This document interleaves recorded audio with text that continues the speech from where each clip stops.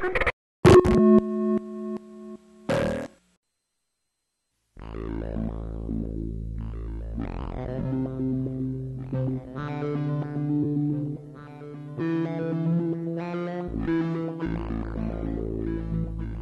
control the horizontal. We control the vertical. Peer into the infrared.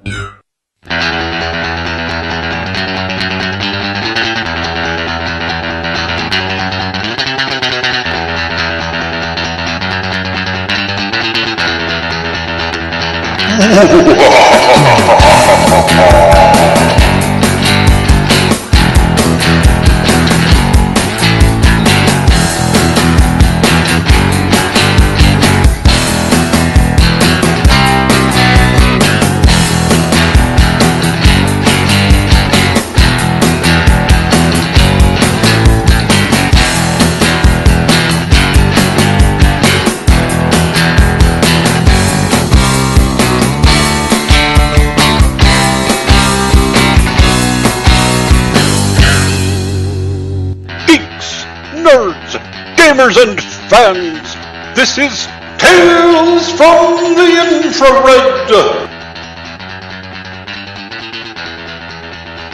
Join us as we dive into fandom and explore comics, gaming, sci-fi, and fantasy, all from a red pill perspective. Hold on to your phasers, it's time for a nerdgasm!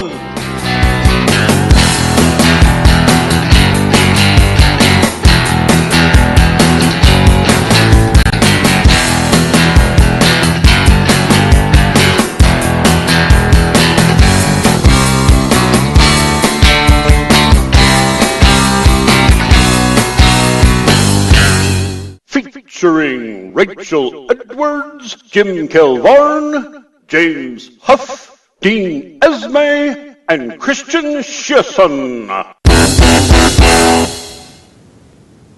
Hey everybody, welcome to another edition of Tales from the Infrared. I am your host, Christian Shearson, and joining me as always, Dean Esme, the neckbeard bastard. How's it going, Dean? Good morning, everybody. Doing all right. Yeah, you slaughter any kittens? Just 2 this morning. I'm a little tired. Oh, man. Yeah, hey, Dean, how's your wife doing?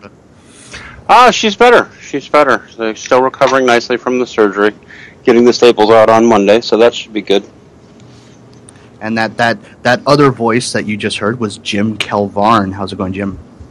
It's going very well, Christian. Little tired, long week, real tough on me. And, of course, how can we ever forget the honey badger herself, who's always late, Rachel Edwards. How's it going, Rachel? I'm not late today. I was on time, I'll have you know. Yeah. I'm good. I'm a little tired from working the sandwich mines, but you forgot the sandwiches. Well, you know, we don't have a teleporter. You can't sit there and fault me for that. We have not yet why haven't you invented one then? You invent the teleporter. Better yet, invent the TARDIS. Yes. That's your fault. Oh gosh. And of course, running the back room is James Huff. How's it going, James? Gosh. We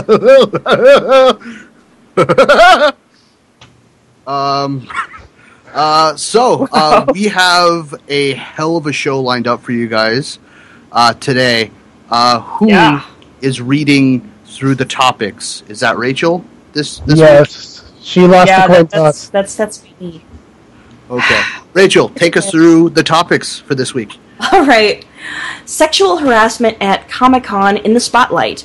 Amid the costumes and fantasy of this weekend's Comicon convention, a group of young women drew widespread attention to a very real issue: allegations of sexual harassment at the annual comic book convention. Geeks for Consent, founded by 3 women from Philadelphia, gathered nearly 2,600 signatures on an online petition supporting a formal anti-harassment policy at Comicon. Conventioneers told Geeks for Consent they'd been groped, followed, and unwillingly photographed during the 4-day festival. Meanwhile, what Geeks for Consent and others regarded as blatant objectification continued at this year's convention. Scantily clad women were still used as decoration for some presentations, and costumed women were described as vaguely slutty by panel moderator Craig Ferguson. When Dwayne Johnson made a surprise appearance to promote Hercules, 10 women in belly-bearing outfits stood silently in front of the stage for no apparent reason. Alright, also, Sarkeesian. Anita Sarkeesian is now doxing people who disagree with her. Our favorite pop culture critic is at it again. This time, she is completely disregarding the safety of other people by doxing someone that wrote an email directly laughing at her. While she, of course, labels this as misogyny, you can look through numerous videos from people pointing out the flaws in her logic on all her videos. You can also find numerous videos pointing to her hypocrisy and vile conning of people who support the discussion about sexism in video games. However, doxing is a crime. In fact, she put up pictures of 2 different emails detailing how she is full of shit, and this misogyny is, as usual, representative of how much harassment she gets. I, for one, want to know how she can dox people and not expect people to react negatively towards her. Let's see here. Also, Netflix is paying up once again to boost lagging streaming speeds. The online video service has reached a deal with AT&T to connect directly to Telecom's giant network rather than delivering its traffic through third party. That should improve streaming quality for Netflix subscribers whose internet service is provided by AT&T. Quote, "We're now beginning to turn up the connections, a process that should be complete in the coming days," unquote. AT&T spokesman Mark Siegel said. Netflix confirmed that the 2 companies struck a deal in May, and they are working to, quote, "to improve the viewing experience of our mutual subscribers," unquote. Netflix has been engaged in a war of words with big internet service providers like AT&T and Comcast this year over the issue of who should bear the cost of the connection upgrades needed to deliver Netflix's data-heavy content. Netflix argues that the broadband providers are responsible for delivering the high-speed service their customers have paid for. Their streaming video company has accused them of shakedown tactics. The internet companies counter that Netflix plays an outsized role in network congestion, accounting for around a third of data consumption online during peak hours, and Netflix should therefore help foot the bill for delivery. Also, Orion slave girls and controlling men. This goes back to Star Trek Enterprise Season 4, Episode 17. The episode title is Bound.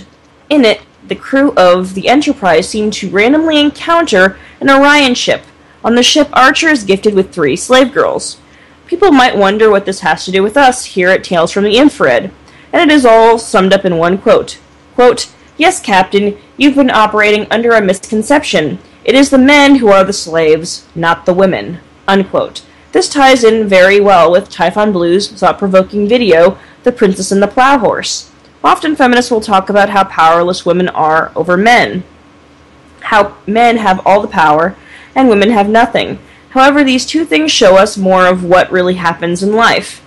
Women have the power to control men, and we blindly serve them, believing that we are doing such wonderful things for them.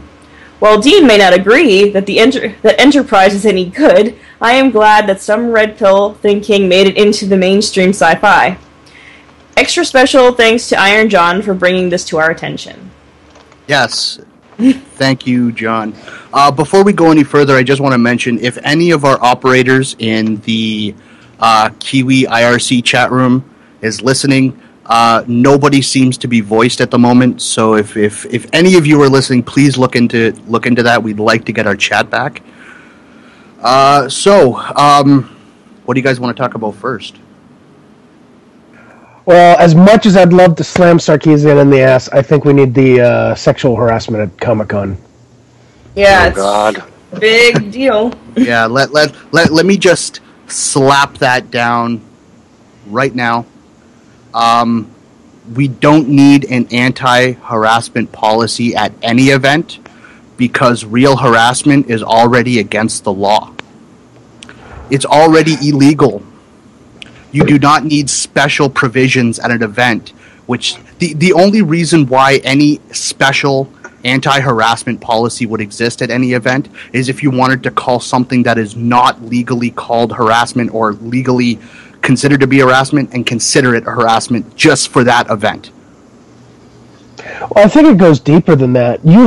Having been to San Diego Comic-Con numerous times over the decades, there are police officers stationed all over in the lobby, all over the street. I mean, if you just turn around about 180 degrees, you'll easily count 6 police officers from San Diego PD. Easily. That's within earshot. Mm. So if you raise your voice, you can sit there and say, "Help," or "Hey, I need a cop," or something. And by all means, Dean. May I point something out? Comicon currently has a policy. I mean, that it's had for years. It reads as follows. Attendees must respect common sense rules for public behavior, personal interaction, common courtesy, and respect for private property. Harassing or offensive behavior will not be tolerated. Comicon reserves the right to revoke without refund the membership and badge of any attendee not in compliance with this policy. Persons finding themselves in a situation where they feel their safety is at risk or who become aware of an attendee who is not in compliance with this policy should immediately locate a member of security or a staff matter so that the matter can be handled in an expeditious manner. This is already their standing policy and has been for years. So what these intellectual thugs are doing is wanting special lady protections for special ladies. Well, I don't think it's special lady protections for special ladies. I think it's, they're trying to boost up the white knight, we're here to protect you image. And they're doing it by trying to redefine harassment. Yeah, it goes beyond that, though.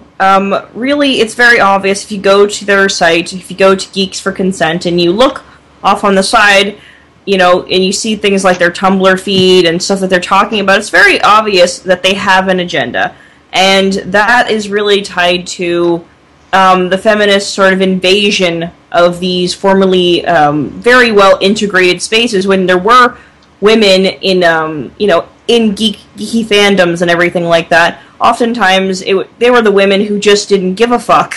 They could, they could laugh and talk with the boys, but now there's the feminist invasion of that space, and they want to take it over. They want people to cater to their feelings, which is basically they're very overly sensitive to anything. Anything will easily offend them, and it's very obvious what their agenda is. They're going to demonize geeky men, saying that they, among all men, are more perverse and sexually objectifying women all over the place, and that they're just terrible. They're the worst thing ever, basically. What this is on their part is bullying.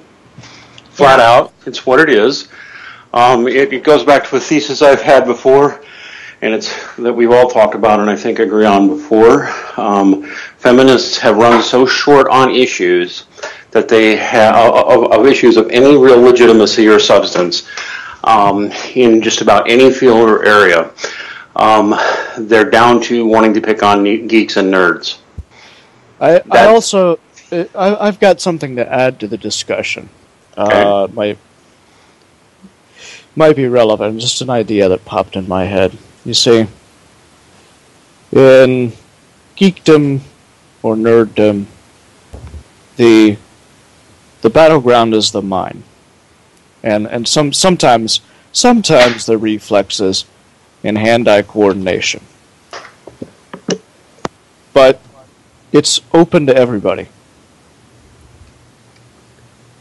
What I imagine is going to happen if this continues is you're going to see the market begin to plummet. And a lot of these men who are enjoying these types of pastimes are going to go to the only real available place where feminists absolutely cannot compete with them on the field. Well, I see. The thing is, like, I don't completely agree with that. I don't agree with your speculation that the market is going to plummet because of this. It's not going to plummet. It's going to change. All of the guys and all of the men and the women who are into comics and comic culture for the sake of comics and comic culture are going to go away. And what you're going to get is a bunch of sluts who like dressing slutty and a bunch of men who like looking at them. And it's not going to be about the comics anymore. Yeah. I've been to a few conventions, and if I saw a policy like this, I would just say, you know what, I'm not going. Because this sort of idea, I mean, a common sense policy that's already in place is obviously more than sufficient.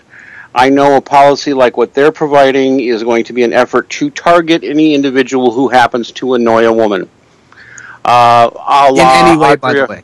I'll add that faster. Yeah. In any... Audrea Richards.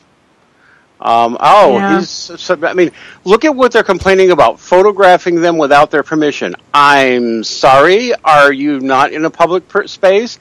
You're in a public space. You don't have a reasonable expectation that no one will ever take a photograph of you. I'm sorry. You're in a public place, and you are supposedly cosplaying, by what your own admission, you are cosplaying a character.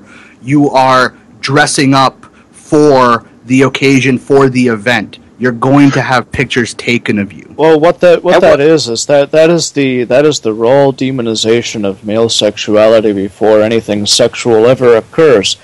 I got the feeling what they're thinking in the back of their heads is, oh my God, this guy's going to run off to his hotel room and jerk off all over my picture.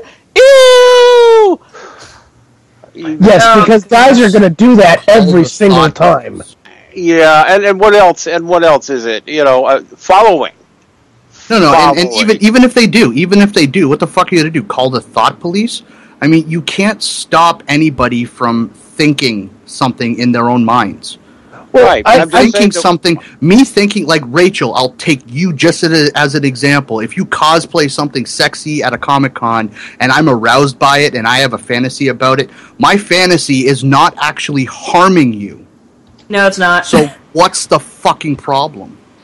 I would actually take it as a compliment. Unless I actually walk up to you and I physically grief. Put my hands on you, or I do creepily start hitting on you, and you express that you don't want me to, but I keep going, and I keep on hitting on you. I will agree, that's when it becomes a problem. That is when it becomes a problem. But when I'm just fantasizing, I'm not even talking to you, I just walk away and I have this thought about you, that's not hurting you. Oh, but don't you know, Christian? There's stare rape. That's what they're trying to do. It's very obvious that they are trying to demonize nerdy men and all this stuff like that, as if there's.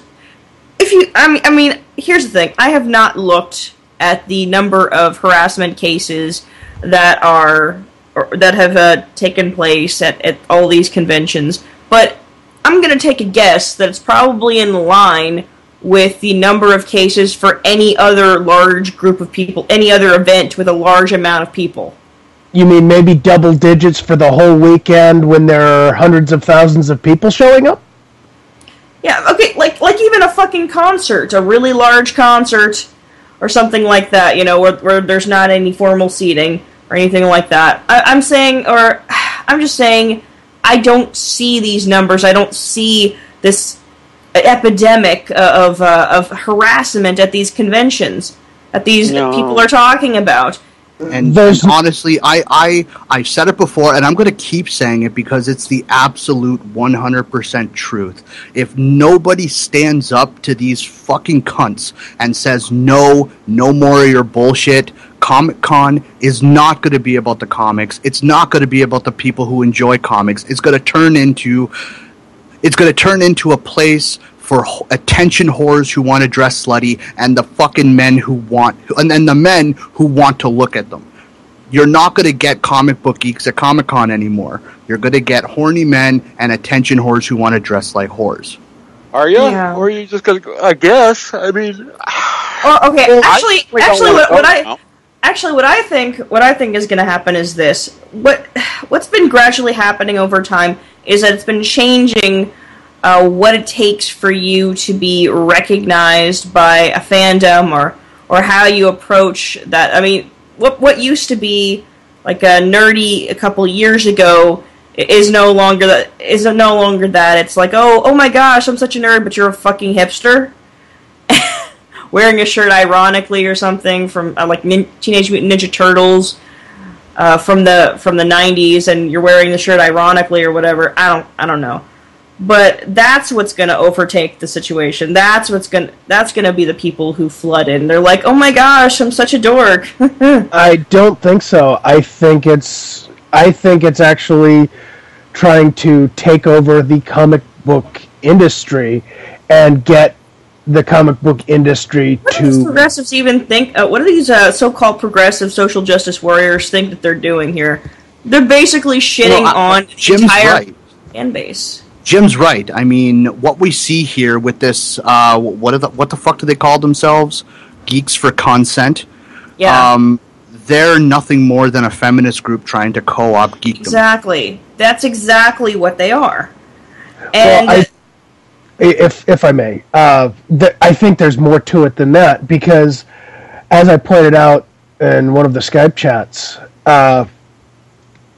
feminism currently has its own panel in Hall H, and one of it is specifically put for right before the biggest panel of the con. This year it was the Marvel panel. Everybody was looking forward to it. If you did not stick around for the feminism panel, you couldn't stick around for the Marvel panel. What the fuck? yeah. Yeah, because most people went to the feminist panel just to secure their seats because it's in the exact same hall. Yes, it's Hall H. It's the largest hall in the San Diego Convention Center. What does it say, though, when a convention that's already pandering to that demographic to this degree is saying no to Geeks for Consent after they got their petition of how many fucking signatures to revamp their harassment policy?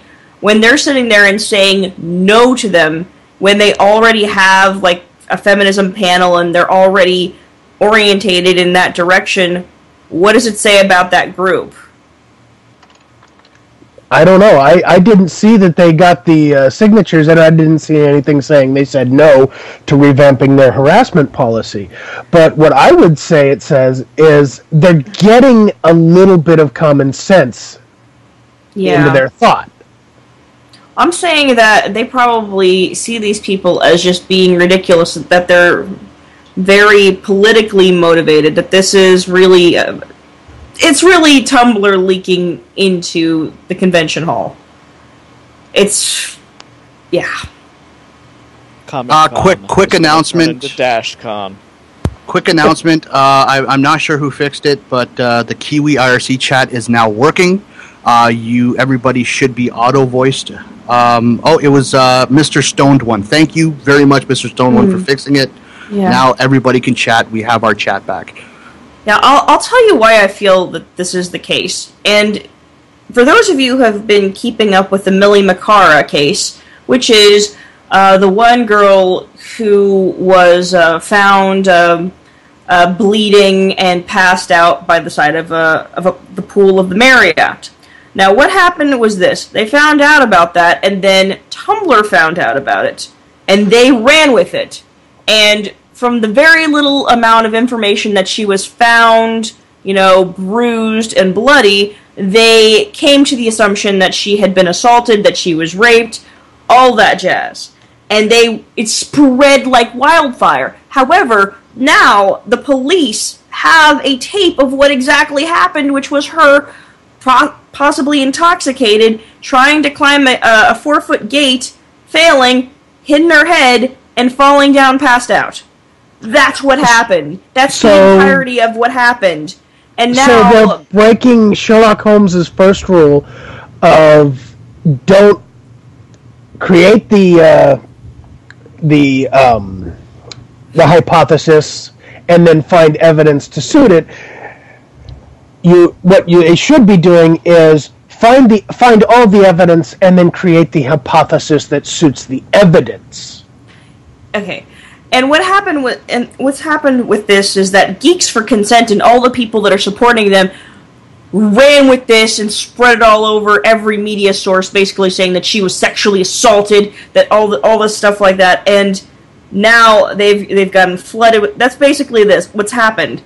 The Geeks for Consent thing is heavily tied to the information that's going around. Okay, it's the same people who are trying to push the Geeks for Consent that we're saying that this is why we need the revamped harassment policy. This happened at a hotel outside of con hours at a party that was completely detached from this. Okay, well, and she was underage. She may or may not have been drinking. She was with a friend who was 29, who of course was arrested under some suspicion of involvement, I guess, of her hitting her head on the ground. Wait a minute. Hold on. I'm trying to grasp this concept. So he was arrested for involvement of her being a dumbass and trying to climb a fence? At the time before they seized the security equipment, the security footage, they thought he might have been involved somehow, but he was the one who was actually talking to security, trying to find out where she was. Because apparently they had a disagreement. He wanted to go home. He'd had enough of the party or whatever. There was an argument between the two of them, and then she ran off, and he was worried about her because she didn't come back after a while. So she wanted to party and get drunk and do whatever the hell she wanted to do. He said no, and she threw a hissy fit. Basically, how fucking dare he? How fucking dare he not go along with the whims of an already fucking drunk off her ass? Yeah, but because he's 29, apparently that somehow counts. I guess him legally he counts as a guardian. So the charges he's being brought up on are, I think, something like reckless endangerment of a minor, and I think corruption of a minor. Well, if she was drinking, technically yes, he could, because he should have been there. Since he was from a legal standpoint, her guardian at the time, even though technically he has no real responsibility over her, the law isn't going to see that. They're going to sit there and see, okay, he's old enough to take responsibility. I mean, I can go a little bit further and say, okay, he's a man, he should be taking responsibility for her, but he is old enough to be taking responsibility for himself and someone else. And she was getting drunk. She was doing whatever, and then she makes stupid decisions. And all this has been being put upon his shoulders. Why? Because this is where I have to disagree with what the law says. I have to disagree with what the law says, because everything we know about this girl suggests a personality type who, if she wants to drink, she's going to drink anyway. No matter what he tries to do to stop her, no matter how much he says, no, you're a minor, you're not allowed to, her personality type is everything we know is suggestive of a personality type who will do what she wants anyways. Yeah. And that's really what's happening. And from what I understand, a lot of what's happening, this push to say that it was sexual assault, or that sexual assault happened at all, is coming from her mom and the Geeks for Consent people, because she, despite the police report was actually came out recently and said that she disagreed, and she said that that there was some kind of evidence that they were ignoring. There's fucking recording. There's a fucking video. And this is my response to all of them. Your preemptive assumptions about the situation are false. There is video evidence to support the idea that your preemptive assumptions are false. You can all suck my fat cock. Yeah. There's a little bit of harassment for you. Yeah. What seems to be happening here is the mother found out that she was involved with or loosely involved with this much older man, and from what we understand, it never got physical, but we don't know for sure. There's a lot of things that are still coming out. But she found out about the involvement and how old he was, and I think she's upset about that. But is she jealous that her daughter could get an older man at a younger age? What? He's also a photographer, so I mean, you can draw your own conclusions. Okay, so she's exactly. She knew exactly the daughter can get a guy with money. Well, it's not just that though. Well, I think it's also the fact that she's a cosplayer and she wants to make a name for herself as a cosplayer. Exactly. And who better to get involved with than a photographer who can take really good photos of you. Right. With the best lighting, your best side, your best profile. It's a win-win in her eyes. Right. Yeah, but she ended anything that might have resembled a romantic relationship.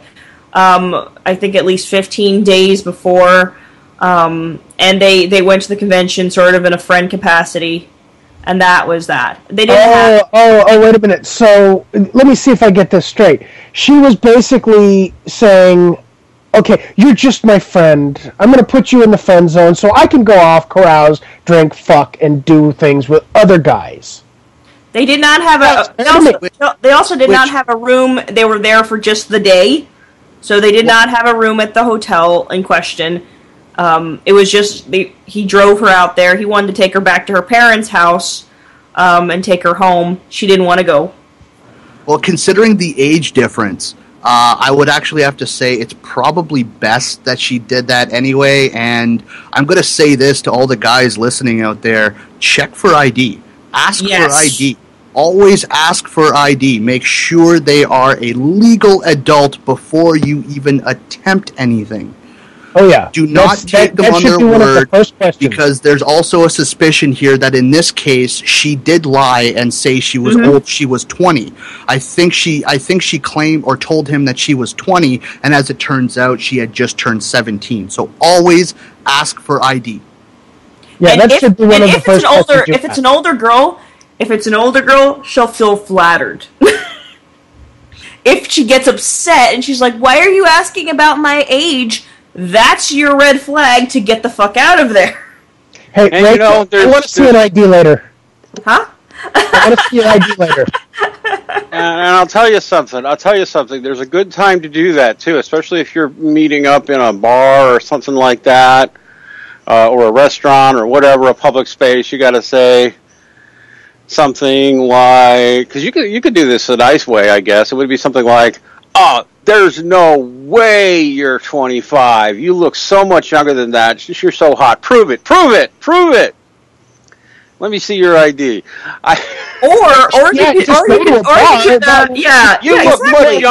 You look much younger than you say. Go to a bar, say, I forgot my ID. Could you handle this? Yes, is what you That's when you walk the fuck away. A vast virus database. No, I'm saying he could say that. "Oh man, I left mine back in the car. Could you show your ID?" Is what she is, and if she doesn't have one, it's rather disgusting that the responsibility for this is all on the men, because of course, women getting arrested for this almost never happens. But hey, it is what it is. You got to know.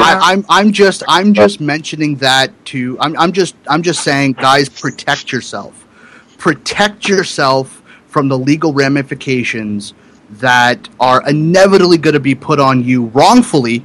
I fully admit wrongfully, but they will inevitably be put on you regardless. Protect yourself. Absolutely. All right. I was going to say, I'm going to protect myself. I'll tell you one way I'm going to protect myself. I'm simply not going to go to Comicon or any kind of con that has this kind of policy in place, because it's clear what this is all about, and it's not about protecting anybody. It's about hurting and harassing people. That is, giving women the power to hurt people by pointing a finger. And I just don't need to be exposed to that. Wait a minute. Hurting people by pointing a finger. Oh, why does that sound... oh, wait a minute. Isn't that what they used to do back in the 1800s? Yeah. Which? Well, no, I'm not talking about that. I'm talking about... lynching black men? Yes, lynching black men because, oh, he raped me. And next thing you know... That stuff was going on for a long time. Absolutely. That I mean, it doesn't even. I mean, if you look at history, it doesn't even matter whether or not they were African American or not. It's just like, oh my gosh, he raped me, and then they get the boys together. They get the boys together, and they find a tree and some rope. Well, there's even in some states in the South, they were still doing that right up until the beginnings of the Civil Rights Movement. Oh yeah, I live in one of those states. You don't even have to look at it as a racial issue. Robert St. Estephe on A Voice for Men wrote a really interesting article on something from the 19th century that was popular in the UK and parts of America, and some of the things, and it was called the Badger game. And what you would do is you, as an adult, would get together with a girl who was young, right, and attractive, and have her, hit on a guy you've targeted who has money and status, and be all flirty and all that, and offer to go into a private place with him. And then the guy comes in, breaks down the door, claiming to be a husband, father, or brother, and then shakes him down for money. Otherwise he's going to call the police or ruin his reputation. And It was a total shakedown for money. So this is a really old thing. And it was called the Badger game. Yeah, it's a grift. It's a type of grifting. And people don't call it grifting anymore, but there's still a lot of grifting going on. But yeah, it's a grift. Yep. And this will allow that to happen too. Oh, I'm going to embarrass you, you nerd. Yes. Well, nerds haven't been embarrassed quite a bit over the years anyway. I mean, I have a message for these girls out there that are upset that men have the audacity to find women attractive. All those men, all the really attractive men that you aren't offended by, they're jacking it. They're jacking it to you, they're jacking it to a bunch of women, all kinds of attractive women of different, all shapes and sizes, They're jack. Yeah, they're jacking it to women they find a whole lot more attractive than you. And the thing about it is that whether or not you're offended, they will be doing that. I mean, they might even be thinking about you later, and there's not a single damn thing that you can do about it. And it really, I don't understand how these women can sit there and be offended. I think it's more along the lines of that they're offended when the man is not physically attractive to them. And that's where attractive? Oh, I'm offended. You're stereotyping me. Don't find me attractive? You're just a chauvinistic pig. It's basically you're a creep because I'm not physically attracted to you. Because I don't find you attractive. That's creepy. But if it was an attractive guy, they were not. I mean, regardless of that, I've also heard the exact opposite. The female's attracted to the guy, he's not attracted to her. Oh, you're an asshole. Yeah, exactly. What's wrong with you?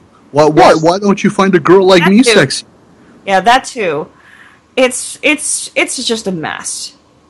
I wish I could sit there and say that I understood these crazy women, but I still don't. I think sometimes I form theories, but You have actually, speaking on that, I just saw a tweet today. Somebody tweeted a picture, and it was this woman holding up a sign saying, "I need feminism," because when I hear about all these stories of women getting catcalled and harassed on the street, I feel inadequate because it doesn't happen to me. Now, I don't know if she's trying to be sarcastic and facetious, or if she's actually. I don't know if she's being sarcastic or if she's trying to be serious. That's but a poll. if she is, It's a what? A poll. It's a poll. It's a Poe's Law situation. Yeah, You you're can't not. tell. Explain that to me, please, Dean. Oh, you've never heard of Poe's Law? Poe's Law. Really, Jim? Oh, it's awesome. You should POE. Google up Poe's Law, and you'll see it. Poe's Law. It started. Yeah, go ahead. Explain it, Rachel. Poe's Law is when it's usually. Okay, let me see how easily I could explain this. It's kind of like, it's usually in a situation when there's somebody who's like really, really devout in their beliefs, and it's so far gone that it's crazy that whenever somebody goes to do a parody, the parody is so close to reality that it's difficult to tell whether or not they're just fucking around. Right. Yeah, It started in arguments. Yeah, it started in arguments over, with extreme religious fundamentalists. And I think the guy's name was Nathan. He just observed some of these people are so extreme that they are impossible to parody. You can write what you think is a parody, and a certain percent of the population will believe it because it's indistinguishable from the real thing. Yep. You are dressed like a slut. You are going to burn in hell. Was that a Poe, or did I mean that? I think that's a great segue into some women who are saying feminism can kiss their ass.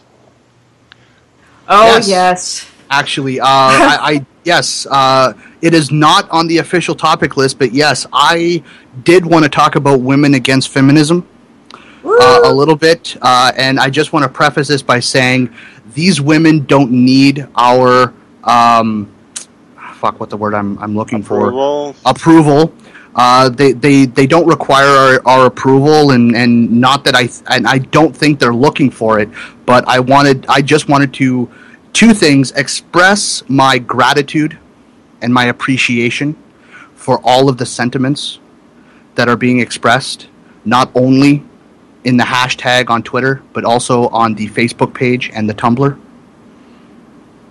Yes, absolutely. So I want to thank you so much. Even if you don't identify as a men's human rights activist or a men's issues advocate, and you're just standing up to the bullshit that is feminism and the bullshit that feminists are trying to, hide or try and get away with. Thank you. A couple of us have done some analysis on the images that the Women Against Feminism are putting up, and we'd say less than 20%, maybe even less than 10%, are just kind of old-fashioned right-wing religious traditionalist women. The vast majority are either expressing general humanist sentiments or egalitarian. Humanist, egalitarian sentiments. Some are just saying, just making it very personal. I don't need you. I am a powerful, self-sufficient person on my own. Thank you very much. And a significant percentage are expressing definite, express support for men. It seems to break into those four categories, and it's all good so far as I'm concerned, but I do want to puncture the notion that it's mostly a bunch of old traditionalist women who want to stay home and bake and be moms, which there's nothing wrong with that. Those are there, but they're the minority. They're a minority, and there's nothing wrong with that minority. Yes, there's nothing wrong with that minority. I'm just debunking any myth that anybody out there is like, this is a bunch of... the feminists are really trying to push that what this is that there's a bunch of boyfriends and husbands that are pushing these very conservative traditionalist viewpoints onto their wives and girlfriends, and that's utter horseshit. It's just bullshit. it's not true. If you actually look at that, there's only a small portion who really say, "Oh, it's because I like being a wife and mother, and I'm religious and things like that." That's a very small portion. That's not the majority of those people, and they've been around for over a year. Mm-hmm. You know, they've had a community for a very long time, and it's only now that people have noticed that they were even there. And I've noticed that our friends Crystal Garcia and Jessica Kennedy are both part of it, and I don't know if you are or not, Rachel. I haven't made a sign yet. I need to go get a marker or something. Yeah, Hannah has done it, Hannah yes. Wallen has done it. She's posted a couple, I believe. Yeah, I think she did it I also too. I also wanted to touch on the defense argument that feminists are using, and they're hiding behind the dictionary definition. The definition, yeah. Dictionary, they're hiding behind the dictionary definition. They're saying, "Oh, these women against feminism don't understand what feminism is. Here, read the fucking dictionary." Well, the answer to them every time I hear that is going to be the exact same thing. Okay, if feminism is for equality, as the dictionary states, then why the hell are they demanding freedom of speech for themselves and then going out and protesting and trying to silence people like Dr. Warren Farrell, Dr. Janice Fiamengo, and others such as that? And that's a great response, because it actually points to facts. It points to the actual actions that feminists are taking. My favorite response is actually bringing up the swastika. And I'll tell you why. Can anybody here tell me the original meaning of the Sanskrit symbol, the swastika?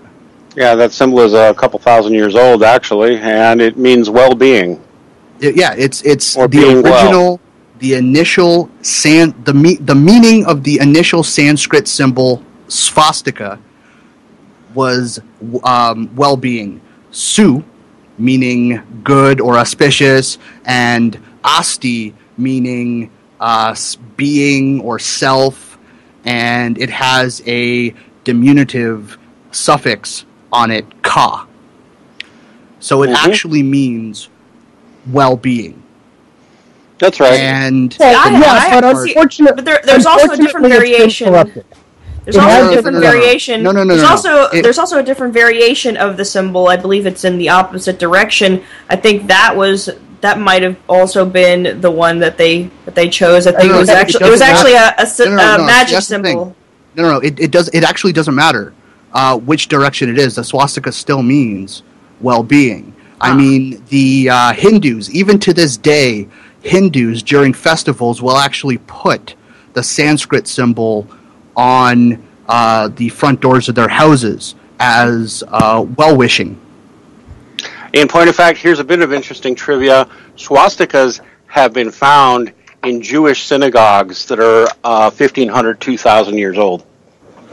So my point is, and this is why I think this is such a great argument, is because Hitler and the Nazi Party, while they were rising to power in like the late 20s and all through the 30s, before World War II, they were running on a platform of making Germany prosperous and ensuring that the German people were well educated, they were all well fed, they were all properly able to work.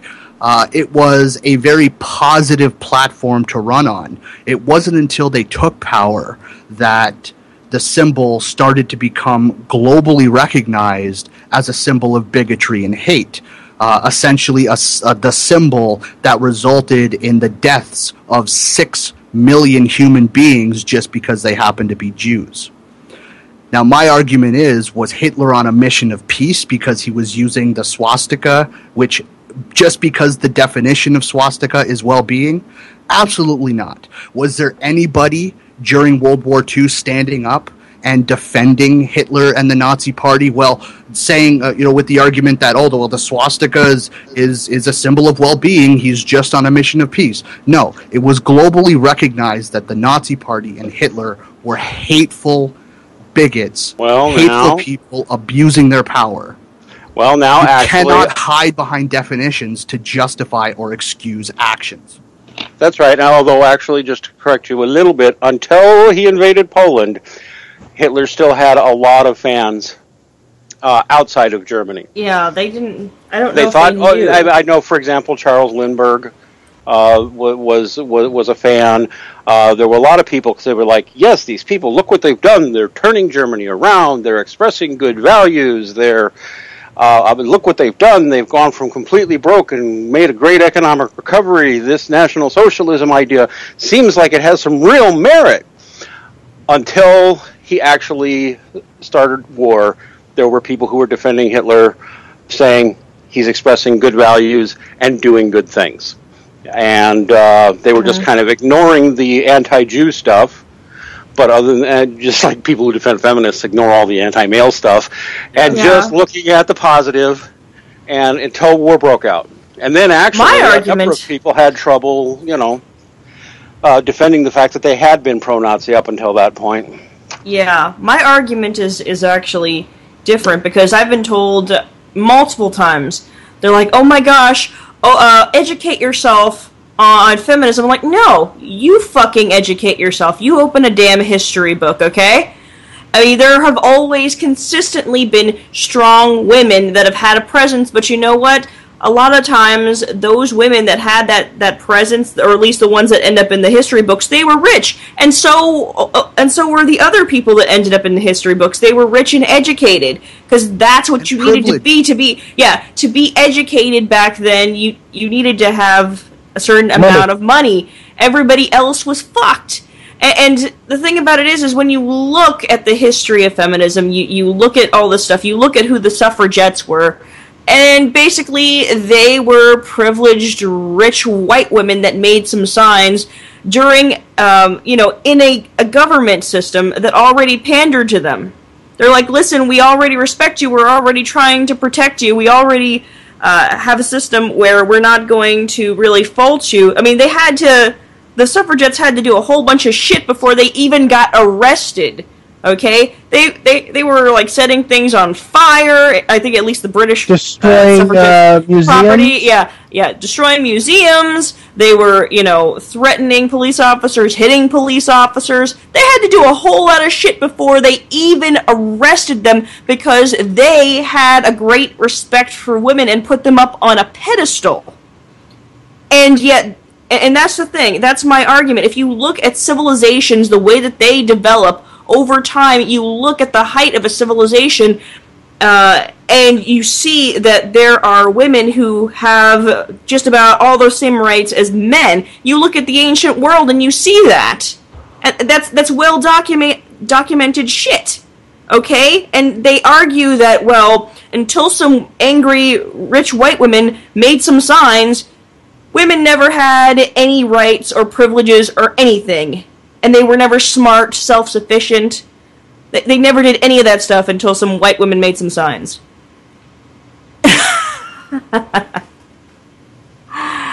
Well, and it was basically privileged white women who were asking for that stuff in the first place anyway.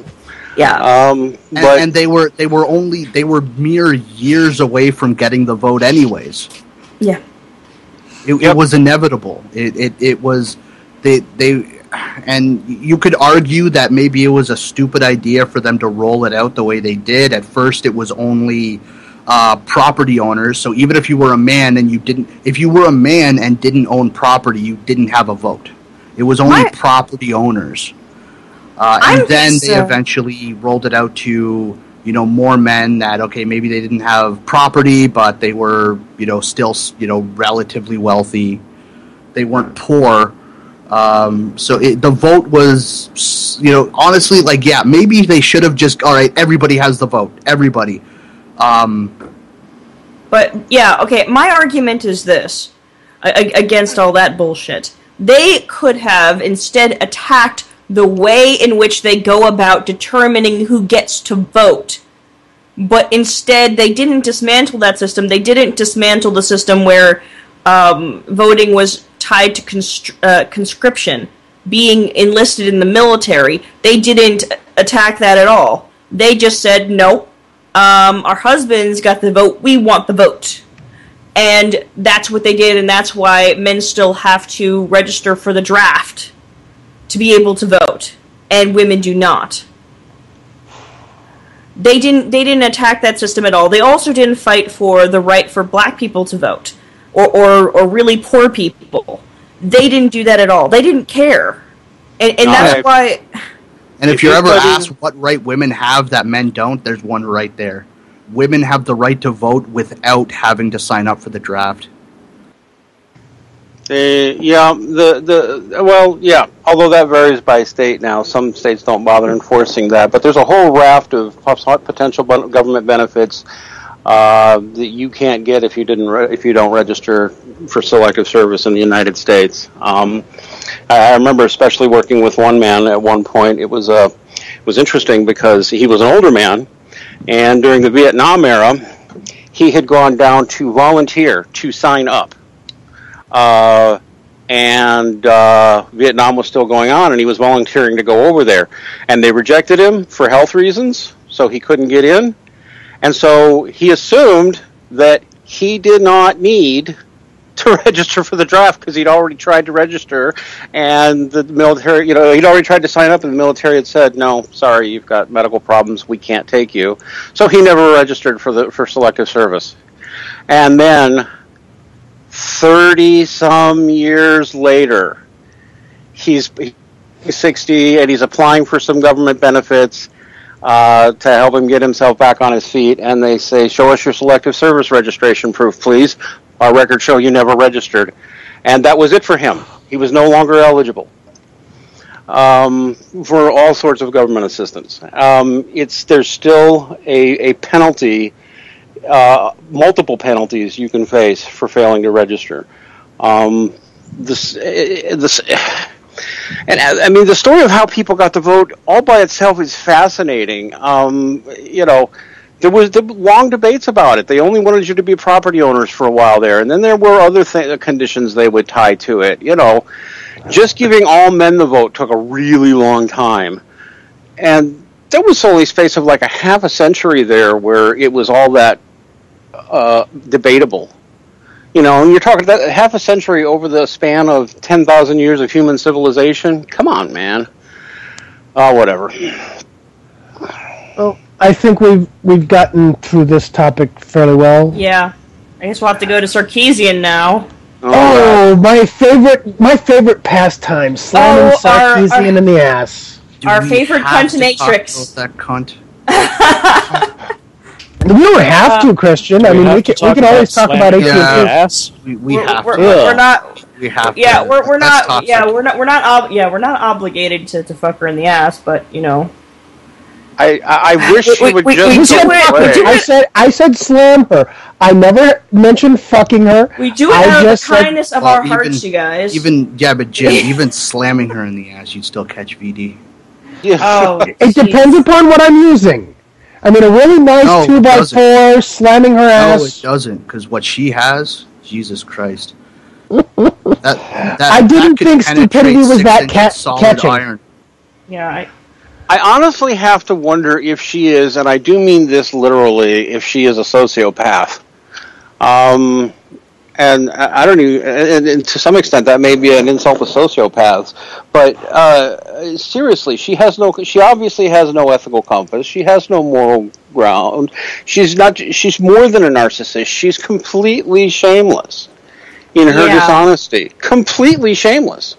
And the interesting thing about this email, the doxing that we're talking about here, that she posted on her Twitter, this was supposed to be an example of the kind of hate that she gets. But here's the interesting thing.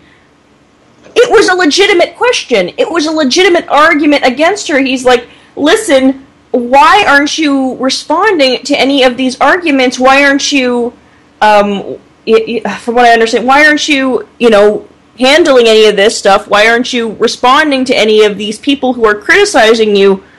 And while he did call her some names...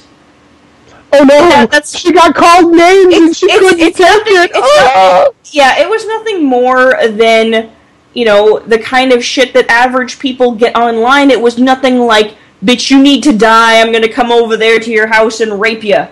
It was I have nothing this like right that. in front of me, and I will happily read it to everybody. Yeah. Okay, here is the email. Comment. Why are you afraid to respond to Thunderfoot? You're a lying whore, and no, you're lying about everything, but then again, all feminists lie. You are whining about made-up issues. How is it that you cannot find a single valid point in the entire entertainment industry which is filled with misogynist material?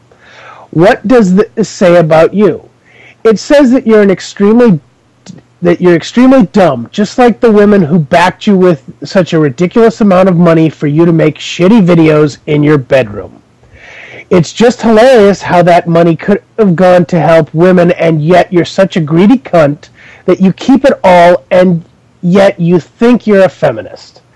I love feminists like you because you show your true colors, and what a disgusting pig of a human being you are. The entire internet is laughing at you, and even feminists are disgusted with you. You have only further damaged your cause, and I am grateful for everything you've done, since now feminists look even more pathetic and can no longer argue about the entertainment industry without your name being brought up and them being shot down. See you soon, milady. Tips Fedora. Very, very nice. That is exactly what was said. Shots fired. Feminists Yes. down. I repeat, feminists down. That was what was sent. But this If that's the apparently worst, is- then... Yeah, I mean, you gotta remember, most of her death and rape threats are things like, I hope you get raped, I hope you die in the fire, shit like that. Dude, Things I that get not worse than threats. Yeah. They're wishes of... They're They're ill threat wishes. Yeah, They're not direct threats. They're ill wishers. That's it. Yeah, and this is supposed to be like something that's so bad that it bears being posted for everybody to see. Oh, not only that. Oh, he's like, oh no! He's like, oh no! He called you a whore and a cunt and an idiot. And she goes about and posts it with his verifiable information and IP address, which means somebody can track him down. She just endangered this person's life. Yeah, I mean, this is, common name calling, and I gotta be honest, it's not a fucking crime. Well, it's very sophomoric, I'm not gonna lie, but yes, it's not a crime to call someone a cunt, or a bitch, or a whore. And it's definitely not a crime to call them out for lying. Should you do it to somebody who's, this, ready and raring to sue kind of person? Probably not. But actually, I think it's more important to be calling these people out, especially the ones who are willing to sue. Well, yeah, you can call them out. Don't call them names though, because that's all they need. That's misogyny. It's like, oh my god, that's defamation of character. It was in a private email. Okay, this wasn't a comment that he left somewhere for everybody to see. This was a private email. That's doxing when you post their personal information for everyone to see. That's doxing. And right now, I'm going to go out officially and say, Sarkeesian, fucking answer Thunderfoot. Show us that you're half the woman you think you are, and answer Thunderfoot. I dare you. Yeah, but you see, she won't, because Thunderfoot will intellectually bury her. Oh, I know he will. Yeah, he will. It's an inevitability. I will happily issue that challenge to her. But it's not very difficult to intellectually bury her. I could intellectually bury her. This is true, but Thunderfoot would do it with. Thunderfoot would be much, much more entertaining with it. He'd do it in a British accent, and that's fantastic. That's what you mean. Oh, speaking of which, to piss off some of our people, Doctor Who this month. Just thought I'd throw it in there. Yes, Doctor Who Series 8 starts this month. Peter Yes, Capaldi. I believe it's August 14th. I can't wait to see the new Screwdriver. I'm hoping it's going to be cool. Phallic, you and your phallic. Yeah, no shit. I was just going to say it had. You have to be excited over a phallus. In fact, we should probably have put this in the show notes. But guess what? BBC America is teaming up with a group called Fathom Events to host midnight screenings of the Doctor Who premiere on August 23rd in 12 cities, at least across the U.S. I don't know about... It's not going to be mine, unfortunately. Well, there might be one near you. I don't know. Yeah, I live out in the middle of fucking nowhere, so no. Well, okay. Come hang with me for that weekend. I'm not coming over to your house, Jim. Why, are you afraid I'll rape you? No, I know you want to fill me with your justice. Oh, yes. I'm just... No means You're my justice. Wow. That's kind of hot. Can I film it? Sure. Go right ahead, Christian. Oh, gosh. Wow. They say that it's on Fathom. I'm just saying it's on Fathom Events, fathomevents.com. They said on August 5th they're going to update the locations where you can go see it. I remember seeing the Christmas special at the theaters last year, and that was fucking awesome. So, movie theaters full of nerds wearing Doctor Who stuff, and there was somebody who brought their own Dalek. So, watch fathomevents.com, and there'll be more announcements. I'm probably going to go. They should have special 3D glasses that look just like the ones that Nine was wearing. Yep, Sunday, August 24th at 12:01 a.m. 10. God damn it, what am I always... Tenant. Yes, Tenant, yes. Why did I say 9? That's... Because sorry. everybody used to think he was 9. Yeah. Until... My word is... Until the 50th anniversary with John Hurt. And then he was a lost and forgotten incarnation of the Doctor. But anyways, getting back to Sarkeesian, I mean, I think we all know, I think at least everybody here on the panel can agree that the entire reason why Anita Sarkeesian is not responding to Thunderfoot is because Thunderfoot actually knows how to think critically, and because he is a scientist, he is very well versed in the scientific method. Well, in point of fact, Thunderfoot is not even the only one to call her out. I know. T.J. Kirk, the amazing atheist, has called her out and challenged her. He made a very nice video, actually uncharacteristically kind and thoughtful for the amazing atheist. He is a nice guy, but usually he's just a ranter. But he made a really calm, rather impassioned, Anita, you should enable comments and ratings on your videos so people can just talk. I let people do it to me. There's people who hate me. They say nasty things about me. But the feedback is valuable, and I want people to be able to do it, and you should too. No response. Several other YouTubers and others have called her on to do this. No response. She will not acknowledge these requests. And I don't even know who I blame more for this. Her or the fucking video game industry white knights who let her get away with this shit. Yeah, the ones who are giving her awards and patting her on the fucking back. And for doing and saying what? Thank you. Thank you. Good job contributing absolutely fucking nothing. For being a professional feminist. Just being a voice for feminists and saying the industry needs to change and pointing to misogyny that doesn't actually fucking exist. But thank you. We're sorry that some people disagreed with you. Here, have an award. I think they're going with what seems to be a trend for guys when women start whining and bitching and complaining, which is basically kind of similar to when a woman's PMSing, throw chocolate at them.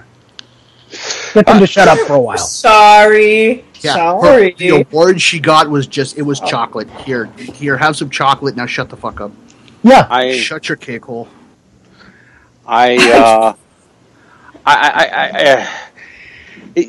She's also living proof that you cannot please feminists. It's impossible. In fact, I think it goes to Girl Writes What's rather controversial view that feminism is nothing but a giant shit test that men keep failing, or that a lot of men keep failing. Because literally, now correct me if I'm wrong, but didn't Anita Sarkeesian at one point criticize the Tomb Raider games because Lara Croft, her boobs were too big? Yeah. And then she turned around and criticized the newer one. When the new game came out and the developers specifically toned down the shape of Lara Croft's body for that one, she turned around and complained that she wasn't womanly enough. She was. They were de-emphasizing her feminine traits and making her seem more masculine. Yeah, you literally can't win. This is why I've said before, and anybody could openly challenge me on any time. Give me any issue, and I can tell you why it's a feminist issue. No thanks. Yeah. Any issue, you name it. I can do it. I do agree that feminists I don't feel like going through another hour of that. Yeah, I agree that feminists can never be really pleased. That they can never be sated. And you can tell that by looking at the most feminist countries on the planet and looking at their laws and looking how they've consistently gotten everything that they want, and now they're just nitpicking. Feminists seem to have an insatiable need to bitch and moan and complain about anything under the sun, no matter what. Because men will respond to whatever they want. Sort of like Orion slave girls. I think he just segued into the next topic. I see what you did, Dean. I see what you did there, Dean. Okay, if I may start this one off. Okay. The Orion slave girl, if you watch the Star Trek episode that we mentioned at the very beginning, and apparently a couple of others in Voyager and the animated series, basically it points out how women and their sexuality have the ability to control men. Or can have the ability. Well, or can have the ability. I would argue that they do have the ability to some degree. And it's nice to see some mainstream sci-fi basically taking that shot and saying, hey, look, this is what's going on. And if, as a former pickup artist, I can tell you, this is what happens. I mean, you get 5 beautiful women in a bar with 20 guys, you're going to have all 20 of those guys buying them drinks and bending over backwards and doing everything they can to get those women to pay attention to them. A group of girlfriends could literally go to the bar and get smashed off their face without spending a penny. I've had female... Well, I don't call them friends anymore. I'm going to call them acquaintances now, who have done that with their girlfriends, gone out, gotten completely smashed, and they didn't even take... I don't even think they took cab fare. Wow. Wow. Now, what those... that particular episode, of course, it's in a science fiction concept, so it turns out that the green-skinned woman emits a pheromone that has this effect on men and makes men highly suggestible, but, prone to suggestion. I think that's also further expounded on in the episode of Star Trek Continues. I think they had another one, but I think it's the very first episode. The second episode, the one with Lou Ferrigno. They actually expound on that the Orion slave girl, I can't remember her name, I have to go back and watch it. They actually say that she does emit a pheromone, so it's established in the Star Trek lore. Sorry for interrupting. No, that's okay. Although to me the lesson to draw from it is that, I mean, there have been tales of women manipulating men sexually going back thousands of years, right? I mean, literally thousands of years. You even find it in the Bible, for God's sake, with the tale of Samson and Delilah. Adam and Eve. Sure. Odysseus and the Sirens and all that. But see, the difference I see today versus back then is that everybody recognized this, and these tales like this tended to be a good warning for men. Everybody, male and female alike, recognized that there were manipulative women who would do stuff like this to you. And this was just something that you would teach young men. Watch out. Women will play with your head and twist you around their finger. And watch out for that. And nowadays, if you talk about that, you're supposedly a misogynist. In fact, I think it's what's led to the creation of the pickup artist community in the first place, because for 30 years now, boys have been given unrealistic messages about what women want. I think most of PUA stuff is junk. Some of it's valid, but I think most of it's junk. But some of it's valid. But the point is, it's like we have to reinvent stuff that people used, that our grandparents already knew was true. Yeah. I actually think that's an explanation for why the pickup artist community came into existence in the first place. We had to reinvent and rediscover shit that our great-grandparents all just knew. And I mean, just to clarify that, I feel the need to point out the PUA stuff that is junk is the stuff that essentially boils down to pussy begging, and the PUA stuff that works is really the stuff that takes that game that manipulative women try to play, and it turns it around on them. Yeah, but even there, you've got a problem, because while certainly if you're giving some guy advice on how to be attractive to women, there are certain common sense things, but if they're ultimately not rooted in your real personality, then you're not going to have a real relationship with whoever you wind up in bed with. And I don't care what anybody says about how men just want to get laid. I believe the vast majority of men, while sex is nice and fun for them, most of them actually do want to settle down with one girl. Most of them. I would have to agree, Dean, because that's why I got away from the pickup community. Because that's not what you got. You had to be someone you weren't in order to be attractive to women. And the problem with that is it's basically saying you are not good enough to be who you are and still be loved. Well, I mean, there's a quote, and I can't remember exactly who said it, and I can't remember the actual quote, so I'm going to paraphrase.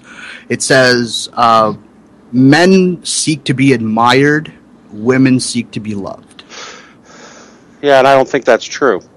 No, I think men seek to be loved. I think men seek to be loved, but also we enjoy being admired as well, and felt that there is some need for us, and that we are worth something. Because unfortunately, our society places absolutely no worth on a male just for being male. Oh yeah. I see it all the time. I see it all the time. Here's the interesting thing. When it comes to the idea that all women want to be loved, I don't even think that that's the number one thing for some women, because they always lump in everything, a whole bunch of extra stuff in with the guy that their ideal guy. They're like, oh, well, I want a nice guy who will love me, but he's got to have this, and this. I'm going to stop you right there, Rachel, because that's internalized misogyny. Uh-oh. Did we have a feminist come in here? Were you just channeling a feminist, Christian? Uh-oh. I think I was. I don't know what's happening. The feminists have found a way to hack into my mind. Oh, no. Put on your tinfoil fedora. The fact is, it's so damn easy to do. I'm sorry, it really is. Maybe it is like a disease, but it's so easy to talk like a feminist. It's crazy. Easy. Find the issue, you can make it something for feminists to complain about. Yeah. Seriously, you just can. But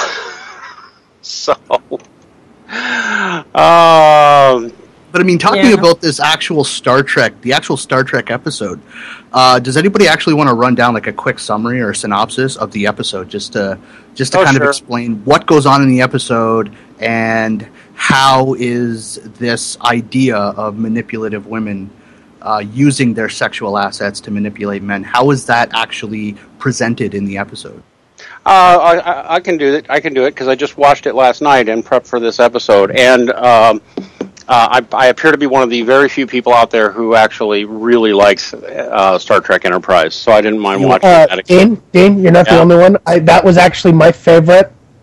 Though I will admit, part of the reason I got into it is because of Scott Bakula and Quantum Leap. But go ahead. Now, both of you can actually now turn in your Trekkie card. Enterprise was awesome. Fuck you. It's actually one of my favorites. And it should have gotten 2 or 3 more seasons because it was just hitting its stride when it got canceled. But let's see. This is early in the Star Trek universe. They've just recently acquired these race, the Orions, and they have the Orion Syndicate, and they're these green humanoids, and all their women are just stunningly hot. They're the green-skinned chicks of Star Trek lore, and they're all stunningly hot and always scantily clad, and they're all supposedly slaves and sold as slaves. But it turns out, A, they are all stunningly gorgeous, apparently, and B, they emit a pheromone which amplifies the whole thing, and so they're incredibly. They make men, especially, basically they tend to give women headaches and annoy other women, which I kind of like that little perk. And the men, just like they make men extremely aroused and kind of lightheaded and dizzy and prone to do anything the slave girl wants, which means if you buy or come into possession of an Orion slave girl, she is technically your slave and she can get you to do anything she wants. Wait a minute. Why does that not sound right for slavery? If she can if she's the slave, but she's the master, get you to do anything, that sounds a little bit like what Crystal Garcia talked about to me once about topping from the bottom. Yes. That's something that's well known in the BDSM community. The one who's actually in charge is the submissive. Because they have final say on everything, and so the Orion slave girls truly aren't slaves. They grab the status of slave. They're proud of the status of slave, and that's because they can make their owners do anything they want.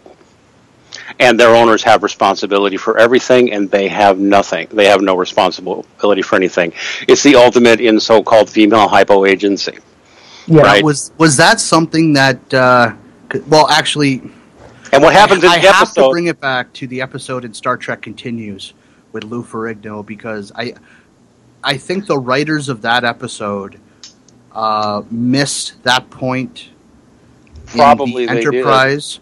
Because the way they wrote the Orion slave girl for Star Trek Continues was she was actually trying to avoid becoming a slave. She actually killed the men. Okay, well, Star Trek Continues is not canon and is just an independent thing that they're doing. But the point in this episode is that the Orion Syndicate, which the Earth, it's the Enterprise, and there isn't even a United Federation of Planets yet. But the humans have just encountered these Orion people, and they've had bad relationships. An Orion Syndicate guy, who's the captain of a ship, approaches them, wants to make a deal with them, and gives them a gift of 3 slave girls. And basically, the slave girls more or less take over the fucking ship by making all the men go nuts and do crazy things, because their ultimate goal is to capture the Enterprise and bring it to the Orion Syndicate, and the women, Archer. Especially Archer. They want Captain Archer, and so they basically talk and manipulate the men into going to a certain planet, and then they get the men on the ship to disable the ship so it can't get away. And then, the Orion Syndicate ship, run by the captain who gave them the slave girls in the first place, says, I've got you now. And these girls are still denying the whole time that they're behind it. But right toward the end of the episode, they're like, no, you figured it out, Captain.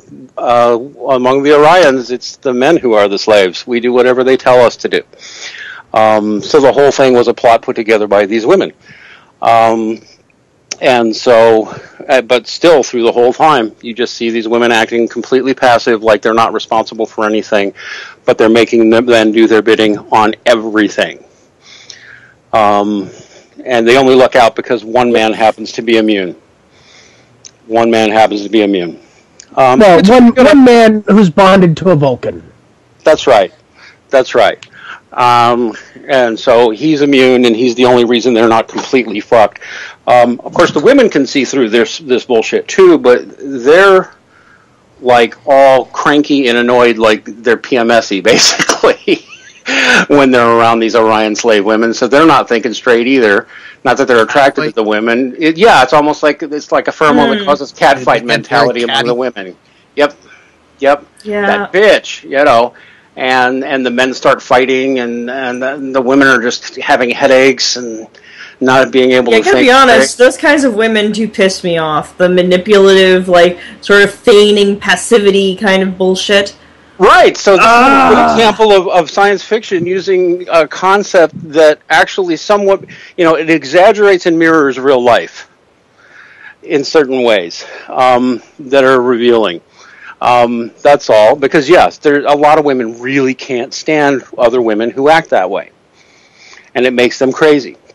Not literally crazy, but like, oh, that fucking bitch. Who does she think she is? Why is she acting that way? Oh, you're embarrassing me. Stop it. Blah blah blah. It's right? bad because you can never prove it to the guy because they see a different situation. They say, oh, well, she's just a nice girl. I don't understand why you're getting this way about her. She's really nice. You even see that in this episode when one of the women tries to talk to a guy about what they're doing to him, and the Orion slave girl grabs him, puts her hands on his face and just says, "She's just jealous," and he's like, "You're right." It's all in there.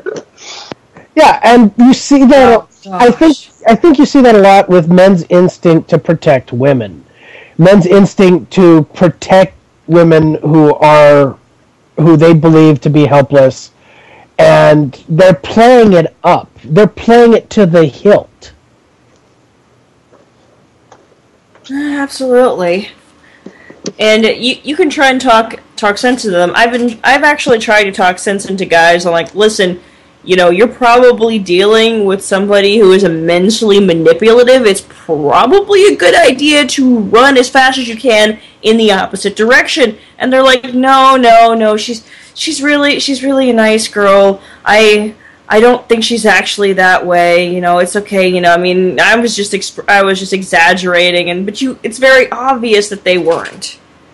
Which is why I say the bar or any nightclub is the worst possible place to pick up women. It's all well and good until you go to the restroom and realize you left your balls in her purse. Christian, I will agree with that thought that, yes, it's a bad place to pick up women, but gentlemen, go there and objectively watch. I will say it's the greatest place to find out what's really going on. It is a great learning experience. There is a lot of insight to be had there. Just don't bother trying to pick any of them up because chances are 9 out of 10 who are there are just there to be a manipulative cunt. In fact, there's a neat article that appeared on XO Jane, of all places, called Confessions of a Female Pickup Artist, who is a friend and an acolyte of one of the big PUA gurus. I can't remember which one, but she's like friends with him. And she uses all his techniques, but in reverse. So she dresses a certain way and goes to a bar and treats men a certain way and uses them all to get free drinks and get whatever she wants. I mean, so blatant to do things like, come back to me in 15 minutes and you can buy me a drink, and then turning her back on him. And she's like, it works every fucking time. Yeah. Wow. I can point out quite a few of those to people. I know the ins and outs quite well. It's not that hard, and I will put this out as a warning to men. If a woman sits there and says, give me a few minutes, I've got to powder my nose, and you don't see her for 10 minutes, walk the fuck away. Don't be there if she does decide to come back.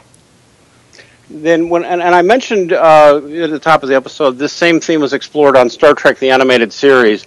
I just want to give a minor shout out to Star Trek the Animated Series. People often overlook it.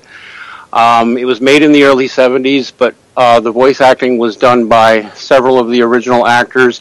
And while some of the animation is weak, period, although some of the art is pretty. The animation is very weak. Is weak. It always has been. It was weak 70s animation. Some nice artwork, but there was some very good writing and some very good episodes. And so it's worth it if you're a Star Trek fan to watch them. They're not very long. And some of what appeared in that animated series became Star Trek canon, and was used in other things. But there was one called the Lorelei, or the Project Lorelei, or something like that, and it explored a very similar theme. To make it really short, there were these alien women who were broadcasting out a siren-type signal, and every man on the Enterprise went nuts and said, "We have to go there because these women need us." And the women on the ship are like, "What is wrong with you? What are you doing?" And it winds up with all of the men on the ship going down to the planet and being turned into slaves to these women. And the women in charge, like Uhura and Nurse Chapel and a few others, are actually the ones who have to go in and save the day and de-brainwash the men. That was made, 40 years ago? Yeah. So it's not a new concept, and it's not new information. It's just, it seems to be forgotten information. No. Here's one even older. The Taming of Enkidu. What the hell was that? What was that one? From the story of Gilgamesh. Enkidu was Gilgamesh's best friend, but Enkidu was a wild forest man to begin with, who was causing some problems with the trappers in the area by pulling up their traps. And so, in order to change his behavior, he was seduced by one of the temple prostitutes, and she laid with him for 7 days and 7 nights until he became more civilized. Yeah. So there you go. And that is an extraordinarily old story, one of the oldest recorded stories in history. And the thing for that, to me, is just like, okay, these were myths that served a teaching purpose. And stupid people would say, no, they're misogynist myths. No, they're not. They're realistic looks at what men and women can look like or can behave like, especially when they're being dysfunctional and stupid or manipulative, and, because there's plenty of other stories about men being manipulative, dishonest, whatever. Yeah, but Dean, don't you know? It's misogyny. No, right? Women are innocent. Women are angels. They're not manipulative. They don't use their sexual assets to manipulate men. Oh, yeah, and I'm the fucking Easter Bunny. Oh, wait, no. I'm Batman. I'm Batman. And I don't know, I feel it pains to mention it. I feel like I must mention it. Pretty sexy, I'll give you that. Yeah, see all the women in the audience, their underwear just like, just... You mean all two of them? Sploosh. Including you? All two of them, including you? Oh, shush. The fact, I feel some of the men too. Just I feel some of the men too. I feel it pains to point this out. There are plenty of stories throughout history too of men being manipulative, dishonest, cheating assholes. Which because there are men who can be that way, right? I mean, I know at least one guy who's a major player. I don't think he follows PUA literature, but he's a player. He gets sex all the time from women he barely knows because he's just got a certain animal magnetism and a presence about him. And, well, he doesn't lie to them, but they often get mad because they want to get into a long-term relationship with him, and he has no interest in that whatsoever. Tales warning women about guys like that also are okay, but we seem to live in a culture and a time where it's acceptable to warn women against guys like that, but it's not acceptable to warn guys against women like that. And that one I blame on feminism, flat out. Yeah, because if you bring up these stories, you get accused of misogyny. Well, as it's already been pointed out, this isn't it's not new information. This is information that has been known about manipulative women for millennia. And it's only in like the last 40 or 50 years where that information there's been an attempt to wipe that from common knowledge. Wipe it from common knowledge or declare it misogyny and therefore not something you're allowed to think. Yeah. Let alone examine carefully. But that's okay. I think that's changing. It's got to change. It's going to change. Yeah. I blame the Victorian era. Oh, Rachel's going to hate you for that, James. Well, I could understand that to some extent. However, without the Victorian era, we would not have probably the extent of BDSM that we do now. Because a lot of those techniques were, they were going on for a very long time, being very well developed in the Victorian era. Because people are always thinking, oh man, they were so prudish. But the thing about it is that when you're that repressed, guess what happens? You find ways to get kinky. No, no, because it becomes a kink to not be proper, is what I'm trying to say. It becomes an incredible kink to be naughty, to go against what is culturally acceptable. It becomes fetishized. Didn't the character of Don Juan come out of that era, or is he older? I'm not sure. That might be Regency. I can't remember. Well, one of the interesting things about Don Juan, I did a little reading about Don Juan. Don Juan was considered a villain. And he had an animal magnetism to women. And he was very sexy. But Don Juan was a warning tale because he used women and dropped them, basically pumped and dumped them. That was the actual story of Don Juan. And his, he was basically considered not a good guy. But women were drawn to him anyway. He was the bad boy, in other words. Unlike, let's say, Casanova. The real life Casanova. I don't think there was a real life. No, there was. There was actually a man named Casanova. He wrote a lot of his life down, and that's what we know. There was actually a Casanova. Ah, okay. There actually was a man named Giacomo Casanova. So. Okay, and I'm looking it up now, and no, both those characters predate. Both those persons predate the Victorian era. But yeah, Giacomo Casanova was real. Don Juan is fictional. But the main difference is Casanova is a somewhat sympathetic character. He really liked women a lot. Don Juan did not. Don Juan just liked to use women. And again, teaching women about men like that, good idea. But apparently teaching men about women like that, misogyny. Go figure, right? Double standards hurt everyone. Yep, they sure do. All right, so shall we discuss AT&T and Netflix?